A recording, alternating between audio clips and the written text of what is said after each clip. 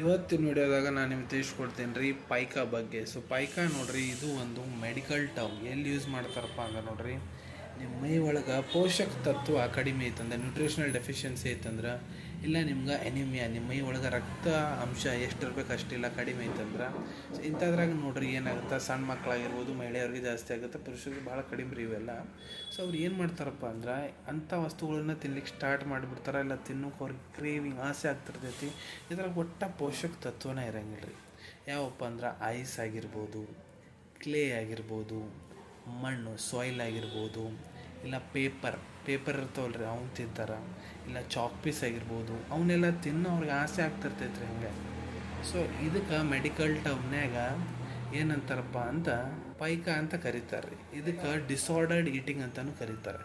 So ಇದೇ ರೀತಿ ನೀವು ಮುಂದೆ ಕೂಡ ಮೆಡಿಕಲ್ ಶಾರ್ಟ್ಸ್ ನೋಡ್ಬೇಕಂದ್ರೆ ಚಾನಲನ್ನು ತಪ್ಪದೆ ಸಬ್ಸ್ಕ್ರೈಬ್ ಮಾಡ್ಕೊಳ್ಳಿ. ಧನ್ಯವಾದಗಳು.